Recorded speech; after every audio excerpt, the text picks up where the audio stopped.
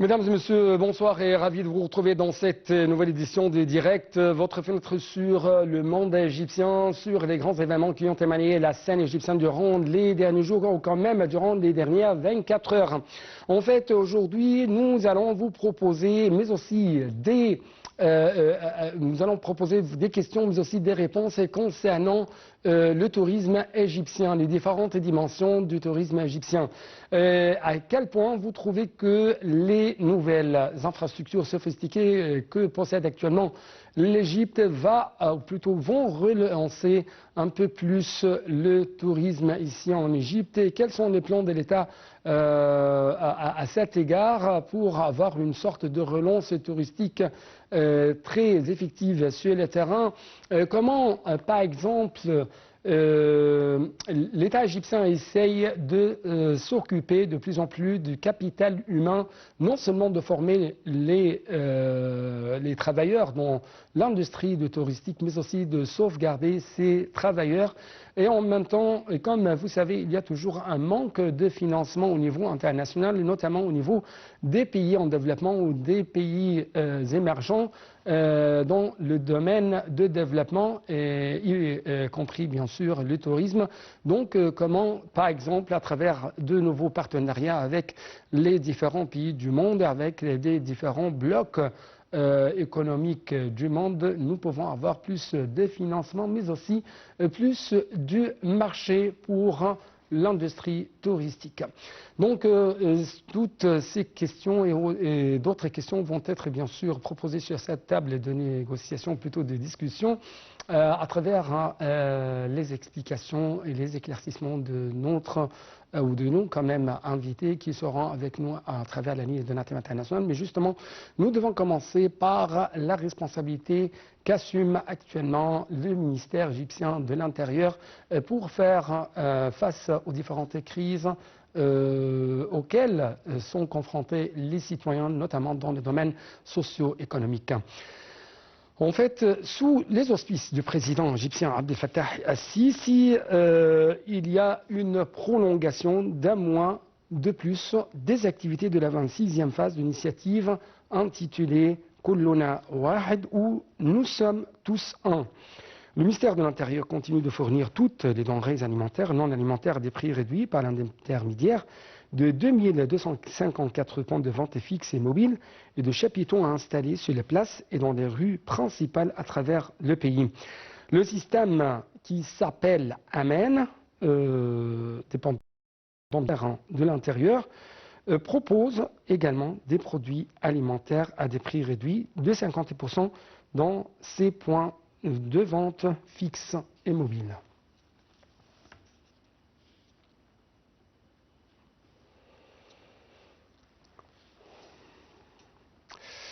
Donc, comme vous venez de trouver, il y a toujours une sorte de politique tout à fait nouvelle depuis l'ascension au pouvoir de notre président Abdel Fattah el-Sisi concernant la responsabilité sociale qu'assume le ministère égyptien de l'Intérieur vis-à-vis des citoyens. Bien sûr, dans plusieurs occasions, dans plusieurs opportunités, les policiers de l'Égypte essayent non seulement de sauvegarder la sécurité dans le propre sens du terme, mais aussi la sécurité sociale, la sécurité économique des citoyens égyptiens.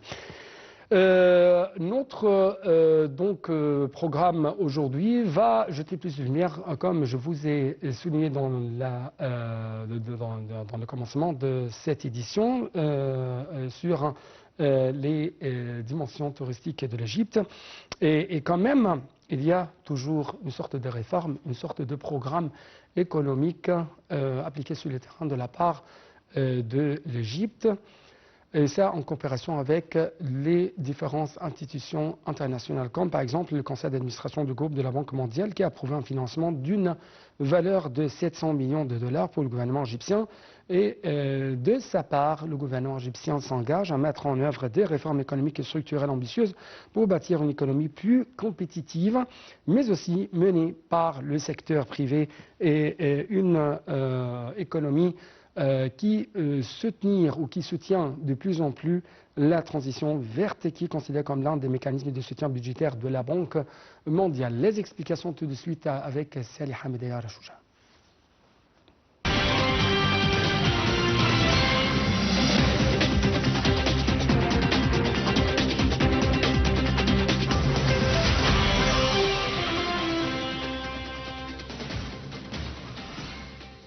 Ce financement s'inscrit dans le cadre du programme de financement de politique de développement, FAP, visant à renforcer la stabilité macroéconomique, à atteindre une croissance compatible avec la transition verte, à promouvoir la compétitivité et à améliorer le climat d'affaires afin d'autonomiser le secteur privé. Le programme de FAP est conçu pour soutenir les efforts du gouvernement pour faire face aux défis économiques à court terme et faire progresser la mise en œuvre des réformes structurelles en vue de créer un environnement d'affaires propice à la croissance du secteur privé, de renforcer la stabilité macroéconomique et de faciliter la transition verte par le biais d'un certain nombre de mesures, y compris l'élargissement dans le domaine d'énergie renouvelable, l'accroissement de l'efficacité dans les secteurs de l'électricité, ainsi que sur la promotion de la gouvernance des entreprises publiques. Le gouvernement égyptien s'engage à mettre en œuvre des réformes économiques et structurelles ambitieuses pour bâtir une économie plus compétitive, menée par le secteur privé, soutenant la transition verte qui est considérée comme l'un des mécanismes de soutien budgétaire de la Banque mondiale, a déclaré Rani Al-Mashot, ministre de la coopération internationale et gouverneur de l'Égypte. Le FAP fait également partie du programme de financement de 6 milliards de dollars sur 3 ans que le groupe de la Banque mondiale a annoncé en mars avoir l'intention de fournir au gouvernement égyptien en vue de stimuler la croissance du secteur privé et de créer des offres d'emploi, d'accroître l'investissement dans le capital humain, de renforcer les capacités de résistance face au changement climatique et de promouvoir la gestion économique.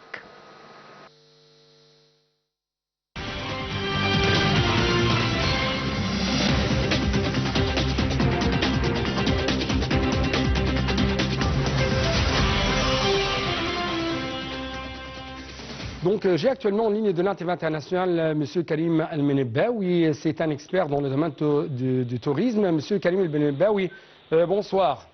Bonsoir, comment ça va? Merci beaucoup pour nous rejoindre à travers la ligne de l'Internet international. J'ai beaucoup de questions concernant l'industrie du tourisme. Premièrement, comment vous trouvez l'importance de pomper plus de financement dans le domaine de l'industrie touristique, que ce soit à travers l'État égyptien ou quand même à travers des partenariats avec d'autres pays du monde? D'autres quoi? Je me suis pas entendu. Encore une fois, comment vous avez trouvé l'importance de pomper plus de financement dans le domaine de l'industrie touristique, que ce soit à travers l'État égyptien ou à travers des partenariats avec d'autres pays du monde? Bon, c'est devenu actuellement très important de faire des partenariats. C'est dans toutes les industries, mais surtout sur le tourisme. Les partenariats aident à, premièrement, échanger les idées. Ça aide à encore d'en profiter des autres exemples de promotion qui ont été faits dans des autres destinations. Oui. Et surtout maintenant avec les longues hauls, comme on dit, les longues journées des gens qui arrivent de loin. Ouais. Les programmes, la combinaison de programmes entre, par exemple, l'Égypte, la Jordanie, l'Égypte, la Turquie, l'Égypte, la Grèce, c'est devenu de plus en plus utilisé dans les pays asiatiques, en Australie, les États-Unis, le Canada, même Amérique du Sud.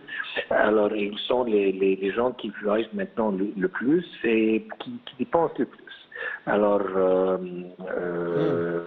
faire des partenariats dans ce domaine et échanger les avis ainsi de les idées de promotion, oui. C'est devenu vraiment très important.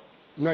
En fait, nous venons de proposer un reportage sur les nouvelles réformes économiques que traverse actuellement l'économie égyptienne. L'une des questions, l'un des points très importants, c'est l'économie verte. Donc ma question porte sur comment vous trouvez que cette économie verte et le fait quand même d'utiliser des énergies renouvelables pro-environnementales à côté de la construction des villes touristiques pro-environnementales, c'est-à-dire qui n'essaient de faire une sorte de pollution à l'écologie tout entière, à quel point ça représente des privilèges pour le tourisme égyptien au niveau international?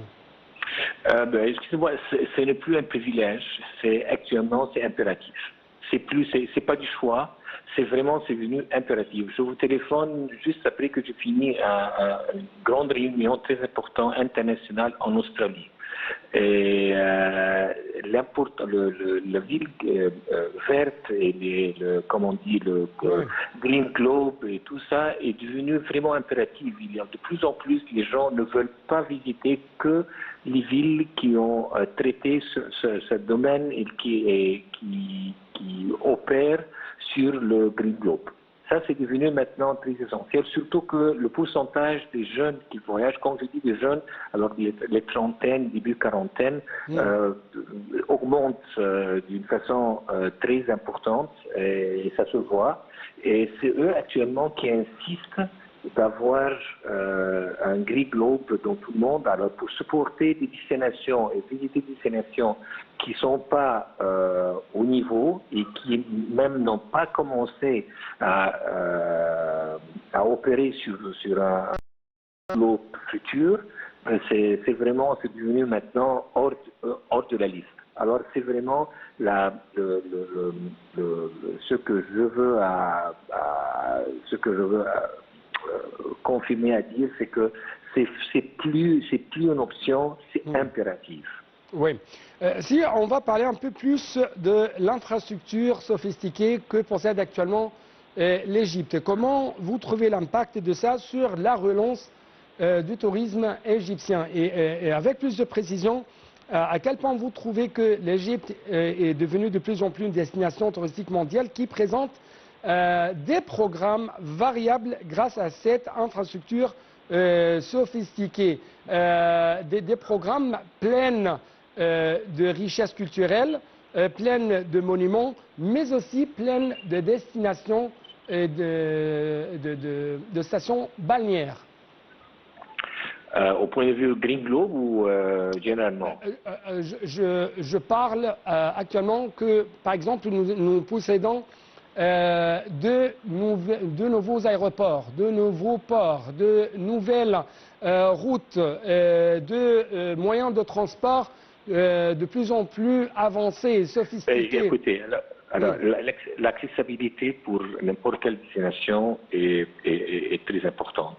L'Égypte possède plein de trésors qui peuvent être combinés. Maintenant, il y a plus de gens qui aiment faire un mélange entre la culture ainsi que des destinations balnéaires. Et l'Égypte, exceptionnellement, elle a plein de la vie des points touristiques culturels pleins que les autres n'ont pas. Alors on est vraiment privilégié d'avoir les cultures, mais encore avoir la vie balnéaire. Vous allez voir, si vous avez les statistiques, vous allez voir qu'il y a de plus en plus les gens qui voyagent directement sur les destinations balnéaires en Égypte, comme ainsi qu'il y a un pourcentage qui augmente de passer par le Caire ou de faire une journée à Luxor ou une nuit au Caire pour en profiter. Alors ça veut dire que on a quelque chose que les autres n'ont pas. Et c'est là actuellement qu'on doit utiliser, de mettre plus... Oui. Oui, par exemple, pour vous donner un peu plus d'informations en ce qui concerne ma question, à quel point vous trouvez, par exemple, que c'était actuellement très facile qu'auparavant de visiter Hurghada et de visiter Luxor, de visiter la mer Rouge, de visiter la Méditerranée, quand même de faire une sorte de promotion touristique pour les nouveaux ou les nouvelles stations balnéaires comme Ras El Hekma à travers le fait d'avoir un aéroport d'Al Alamein ou d'autres aéroports? Bon, quand vous voyagez, normalement, un touriste, normalement, d'ici, s'il veut partir sur une destination balnéaire ou culturelle, c'est ce que je veux dire. Alors, si vous avez quelque chose que vous avez, si ma décision est balnéaire, si la décision du touriste est balnéaire, mais en plus, il peut combiner ça avec une journée ou deux, avec une touche culturelle, ce que par exemple, vous venez de mentionner Ras El Hekma, où vous pouvez combiner ça avec l'Alamein,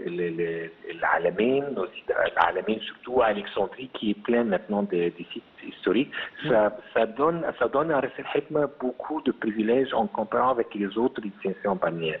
Si on peut vraiment faire les promotions du Hurghada en mentionnant que durant une journée, vous pouvez faire Luxor, et vous savez c'est quoi Luxor, et faire voir qu'est-ce que vous pouvez voir à Luxor, ça donne un grand privilège à Hurghada en comparant avec les autres cités balnéaires, ainsi de suite. Sharm el-Sheikh, il y a plein maintenant de vols qui sont spécialisés pour le voyage des gens qui arrivent à Sharm el-Sheikh pour une semaine, mais pour en profiter et faire une journée au Caire. Il y a plein de vols qui font une journée complète au Caire, parce que c'est un peu long de le faire sur la route.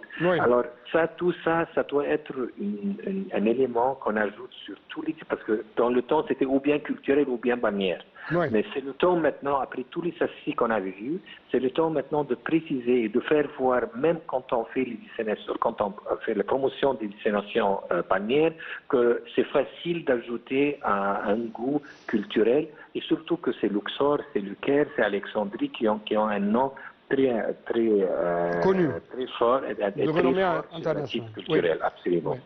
Monsieur Karim El Benebbaoui, je dois vous remercier infiniment pour de telles explications concernant les différentes dimensions de tourisme que connaît actuellement l'Égypte à travers cette nouvelle infrastructure tout à fait sophistiquée, à travers cette transition vers l'économie verte. Comme vous avez bien sûr suivi, chers téléspectateurs, Monsieur Karim El Benebbaoui a souligné que les touristes s'intéressent de plus en plus à la construction ou à l'établissement des villes vertes ici en Égypte. Donc, la stratégie nationale pour le tourisme durable 2030, quels sont les grands axes, quels sont les grands buts de cette stratégie? C'est ce qu'on va savoir ensemble, notamment que si vous savez que cette stratégie nationale pour le tourisme durable 2030 vise à augmenter le trafic touristique à 30 millions de touristes d'ici 2028, en s'efforçant d'atteindre les taux de trafic touristique entrant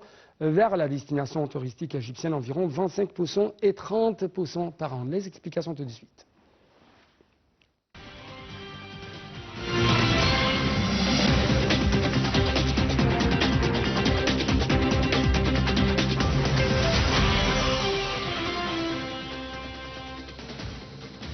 La stratégie nationale égyptienne pour le tourisme durable 2030 s'articule autour de 6 axes. Le premier axe est la réforme institutionnelle et législative.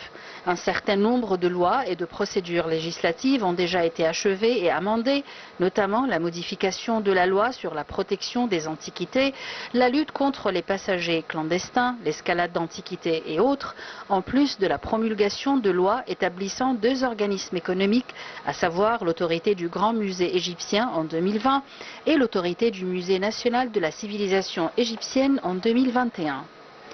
Le deuxième axe, c'est d'accroître la compétitivité de la destination touristique égyptienne.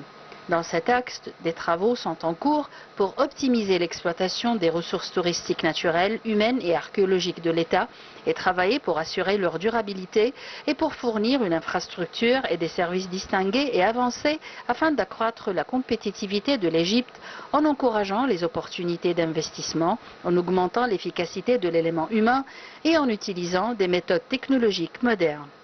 Le troisième axe concerne les objectifs économiques liés à augmenter le nombre de touristes, augmenter le nombre de nuitées touristiques, les taux de dépenses touristiques et cibler les segments où les dépenses touristiques sont plus élevées.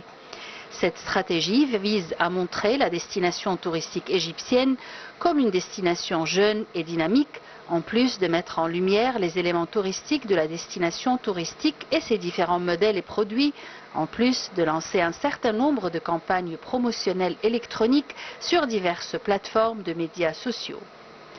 Le quatrième axe est de renforcer la participation sociale et accroître l'efficacité des ressources humaines. À cet égard, des travaux ont été entrepris pour fournir une base de données précise sur l'emploi dans le secteur du tourisme, en plus de l'inventaire des établissements officiels opérant dans le secteur et des données des travailleurs officiels. Le cinquième thème est maximiser l'utilisation des moyens technologiques. Le sixième et dernier axe est de maintenir l'équilibre environnemental et soutenir l'activité touristique et archéologique, ce qui est conforme aux objectifs de la stratégie de développement durable du ministère et de la vision 2030 de l'Égypte pour maintenir l'équilibre environnemental et la durabilité du tourisme et de l'activité archéologique. Pour transformer le secteur du tourisme en un secteur qui applique toutes les exigences de pratiques vertes respectueuses d'environnement, conformément au concept de tourisme durable.